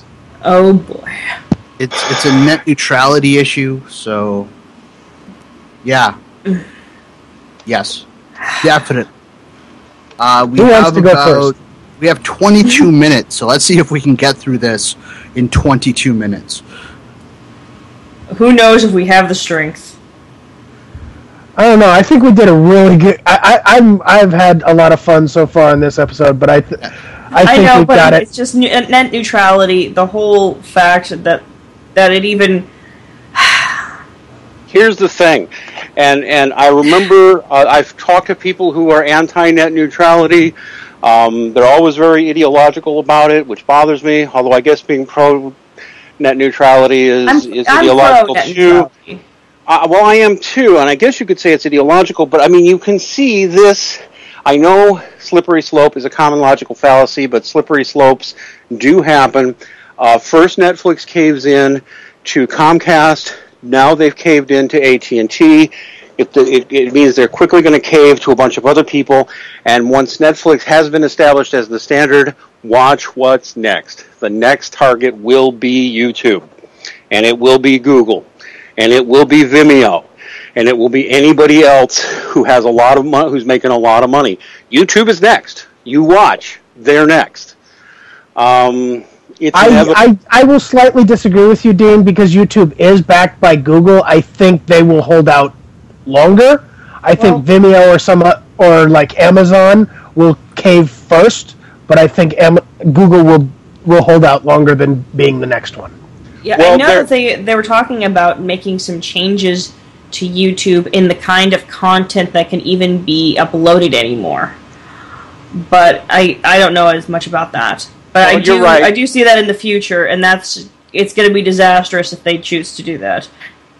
Right, because it's establishing precedents, and once an establishment, it's like the old Arab saying about getting the camel's nose into the tent, because apparently it's nearly impossible to get a camel to back up.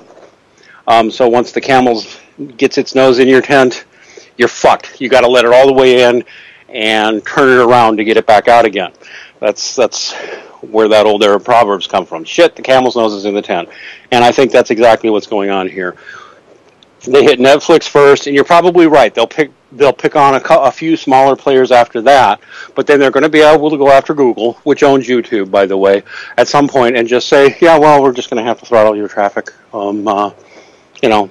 That's all, because you're just using too much of our traffic. Yeah. And Google is either going to have to fight that in court, or in the sphere of public, or the court of public opinion, or they're going to have to cave. Once you establish one precedent, you establish 2 or 3 more precedents. Yeah, you're right. Maybe they'll go after somebody like Vimeo or some of the smaller players first, but then they're going to turn and look at the biggest and most popular ones and say, "You're next." Yeah, and see, the problem I have with that is that it goes back to something I once saw talking about the Nazis. Once again, first they came for one group, I said nothing. They came for the Jews, I said nothing. They came for someone else, I said nothing. When they came for me, there was no one left to stand. It is going to be very easy for Comcast and other providers like that to even start deciding they're going to start, and there'll be ways for smart people to work around it, mind you, but most people aren't going to be that kind of smart, who are just going to decide, certain content that is objectionable, we're going to go ahead and filter that out for people in advance. But you know what? Okay, there's 2 things. One, I have to wonder, with this Netflix and AT&T deal, I'm a subscriber of Netflix, and even though I don't live in the States, so I'm not on AT&T. You're going to be affected. Is my subscription fee going to go up to compensate for the amount of money that Netflix will have to pay AT&T? Very possibly. I mean, I'm not on AT&T, and Netflix's traffic is not being slowed down by my provider. And number 2, is this going to cause Google to fast track their Google Fiber internet ISP plans? Like Google has plans. Google has plans for what they call Google Fiber, and it's extremely fucking fast internet for very fucking cheap. Really cheap, very fast. Wow. Corporate powers do anything they can. Go ahead. Okay, there's one thing that I see that, it seems to be a slip. It might be a slippery slope, it might not. But one thing I see that is a problem with giving these providers this power, they now have the ability to decide who can and can't be successful. It's true. I mean, if you have a slow speed on your site, people are just going to lose interest. If they can't view your content, then there's I mean, in the graphic design industry, we're told that you have 3 seconds to get somebody's attention, because that's how quick their attention span is. That's how quick it is. I mean, whether or not they're going to look at your content, consider your website, or whether they're just going to leave. And if you disable that with a loading time that takes more than average, people are just going to say, fuck it. Yeah, absolutely, and that's exactly how entertainment on the internet works. That's how anything on the internet works, to be honest. In this scenario, in order to succeed, companies are going to have to pay ISPs a large premium. So a portion of their profits are going to have to go to ISPs, internet service providers, just so they can actually compete and succeed in the marketplace. This is not free market. This is not a free market whatsoever. This is an issue of overregulation and giving control to the wrong people. It's an example of what's called market capture. It's also an example of something that's called rent seeking. These are our standard terms in economics. Because if you think about it, what this also means is there are still existing small internet service providers that are owned by families or by small, groups no bigger than the group that's running this show, right? I've known a few of them. We do business with one of them. He's a one-man shop. He's an internet service provider, and he's where AVFM servers reside. All you have to do is start squeezing prices on them, and the small businesses go out of business, and the big corporations own all of it. And that's a big part of it too. That's a big part of what we're facing too. And that's dangerous in the long run for the economy. Yeah, big corporations will hold it all. And I'm tired of the people who say, corporations are good, they're the free market. No, they're not. They're a government creation. And they're not human, they're automatons, and they will take over and absorb anything they can, like the Borg. That's what they'll do. And that's what we're seeing here right now. I truly believe that. We're seeing the beginnings of that. I mean, I'm not anti-corporation because not all corporations are huge. I mean... Nay-cult. Not all corporations are like that. Well, no, I didn't say not all corporations are like that. I'm saying not all of them are of that size, and not all of them are of that... Are of a predatory nature, where they just kind of devour other companies. The problem is that we've gotten to the point where a few corporations pretty much own the entire country, and that's the problem. All it takes is a few. Because it's Darwinian. It's Darwinian. The ones that are willing to be this type of predatory can and will crush the ones that aren't. And they will lobby for politicians to pass regulations and laws in their favor, that regulations and laws wherein they can eat the cost of following those regulations and laws, but which cut out startup competitors. Well, there's a movement to create corporations that do try to consider their workers and try to be beneficial to society, but they are a minority. And the fact that it's only happening right now, where people are actively trying to create those kinds of companies which help the economy and help all their workers and try and cover all the bases and make sure that they aren't dumping a whole bunch of shit into the environment. The fact that it's only happening right now really tells you something, and the fact that it's very difficult for some of these to even get off of the ground is even more telling. Well, the consumer has to hold businesses accountable, and that's how you do that, is you don't use a business's services. Well, that becomes very, very tough in situations, and I can actually give an example of insurance. There are insurance companies in the States, and actually I think here in Canada as well, they'll actually work out deals with each other, and they'll say, okay, well, you could offer your services in Washington State, and we'll stay out of that, but we're going to offer our services in New York State, and you stay out of New York. Oh, it's like gang turf wars. But the problem, it's like a big fucking mafia. Like the problems with that aren't as much associated with the individual insurance companies as it is the laws and regulations that keep state barriers in place. So if I buy insurance here, I can't buy. If I have to buy insurance from people within my own area, for instance. There are state regulations and federal regulations concerning that sort of thing. If it was opened up, then you would see a whole lot more startups coming in offering with an undercut if they could, and it would put pressure on people to deal more fairly. Now, I'll be the first one to say I don't necessarily like the idea of net neutrality, but after having spoken with quite a few people, it's one hell of a quandary we're in.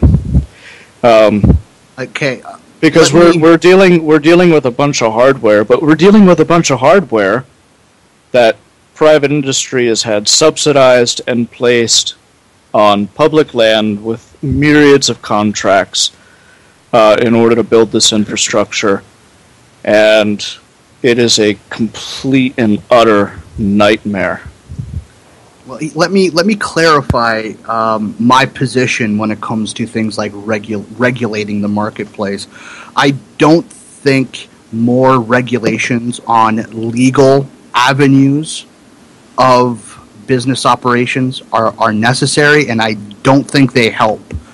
But what needs to be done is more regulations on corporate criminal behavior, on monopoly seeking, on things like market capture, on things like squeezing out the little guy, intentionally making it harder for the little guy to compete. Well, that would be wonderful.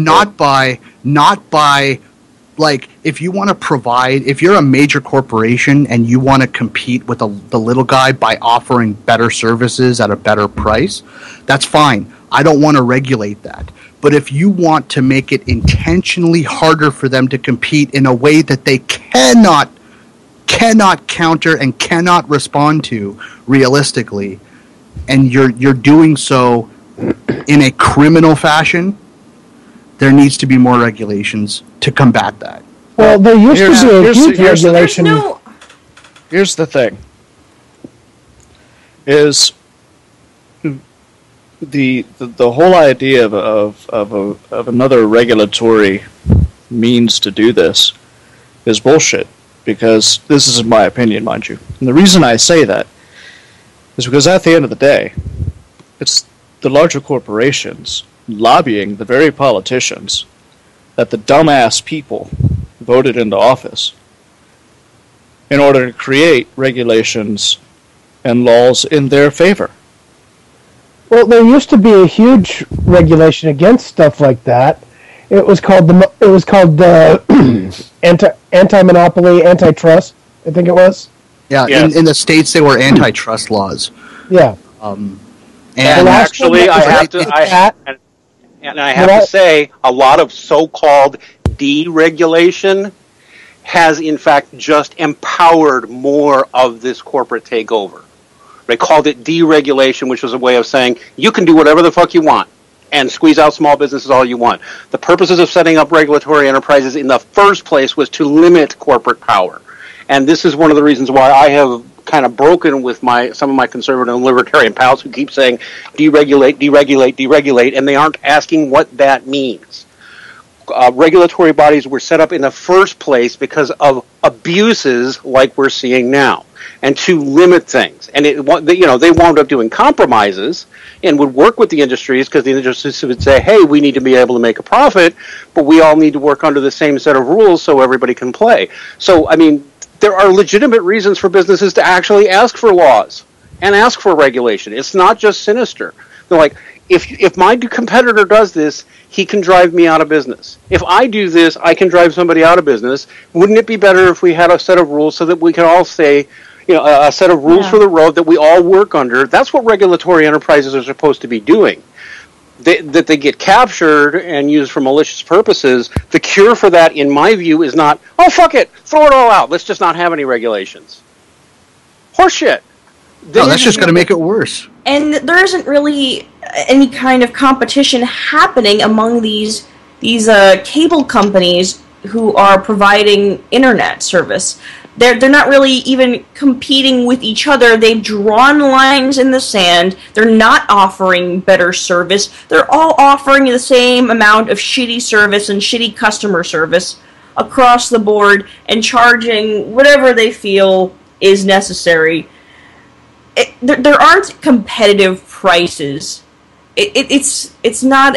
It's just a matter of sitting there and saying, well, who else are you going to go to? And if some other company springs up, they just devour it. Yeah, it's really a question of, do you want to get anally butt fucked by an 8-inch black cock or an 8-inch white cock? It's different logos, it's different color schemes for the company. But it's the exact same bullshit. And that's especially true here in Canada because we have something called the CRTC, the Canadian Radio Telecommunications Commission. And it used to be that the CRTC actually did stuff to stop companies like Bell and Shaw and Rogers and TELUS from creating what we call duopolies and stopping them from working together to sort of corner a section of the market for themselves and say, okay, we won't touch your section, you don't touch our section. But now the CRTC here in Canada, most of the members on the commission are ex-industry executives. They used to be on the executive boards of companies like Bell and Rogers and TELUS and Shaw, and they're changing all of the regulatory rules to benefit the companies and allow them to get away with more and more shit. And I don't see that trend changing. I honestly do not see that trend changing until the people have their voice and make it loud enough.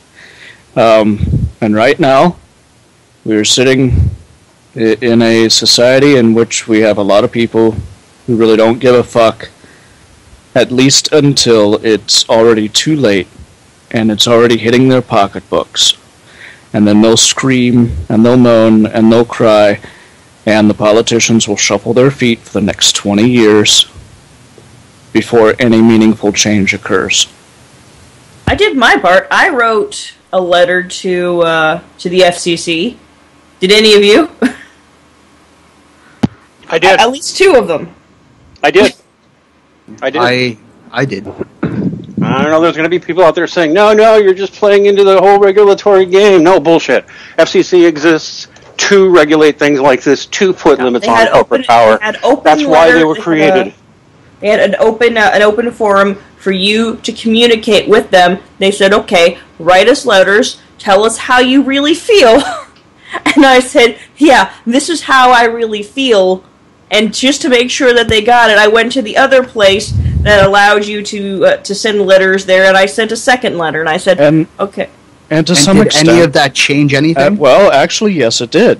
The FCC got over 600,000 responses concerning the matter, and what was scheduled to be a ruling on the processes concerning net neutrality has actually been put off for further review, as a result of receiving over 600,000 responses to this call-out that they made. And yet this deal between Netflix and AT&T is going forward without a hindrance. Without a hindrance. That's correct. Yes, but if the regulatory body actually checks it out and sees that it's harmful, they can change it. They can turn around and say, no, this is not fair, you can't do that. Well, my guess is that you've got a few people who are going, well, shit, we've got 600,000 responses, and I'm getting X, Y, and Z from both of these companies. Well, we'll placate the people by saying we're going to put off the ruling for further investigation, we'll let this deal go through, and then we'll say something, and by then, nothing else will happen because all the legal ties between the two companies will have already been completely established. So, in other words, they're grandfathered in. That's what I see. That's what I see happening. Possibility. Like I said, the end result is still the same. You're still going to end up with a bunch of pissing, moaning, crying customers for about 20 years before anything meaningful happens.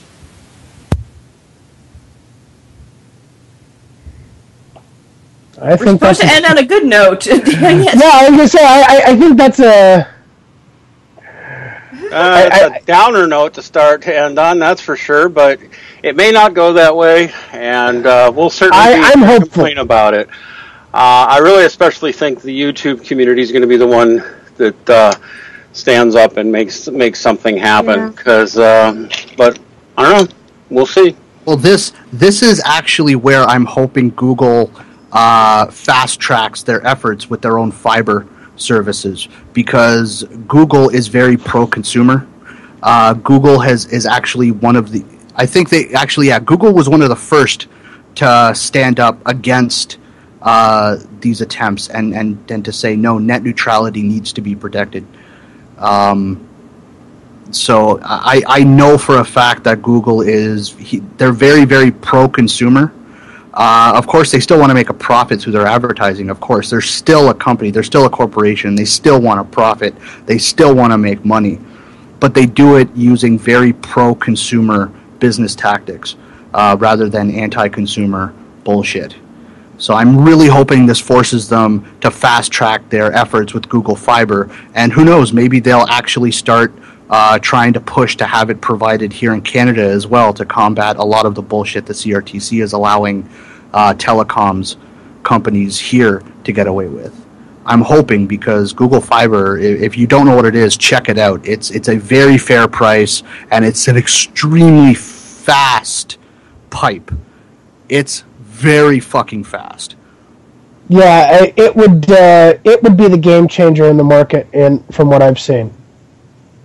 It would force AT&T and other service providers to work harder to help the consumers. New technologies almost always pave the way for these types of lasting changes. It's rarely the laws, rarely the regulations, rarely the companies themselves. It is almost always new technologies and their release to the general public that actually change the nature of the game. Well, I think on that note, we are out of time, unfortunately. Does anybody have any last remarks, any passing comments? Anita Sarkeesian's a cunt. Now we can end. Jim? You mean she can't understand normal thinking? Exactly. Yes. Well, that, and also she's a giant, smelly cunt. You know what? I'm just going to bow to Rachel for saying one of the greatest things. Yeah. Thanks. James? Nothing here. Dean? Jay, everybody, take the red pill and enterprise rules. Bye. And I guess thank you, everybody. Thank you all here on the panel for being here and making this an amazing show. It's actually, in my opinion, one of the best shows we've done in a very long time. Thank all of you listening, all of the audience listening, for taking time out of your Saturday afternoon or morning or evening, depending on where you are in the world, to listen to us shoot the shit. And remember, take the red pill.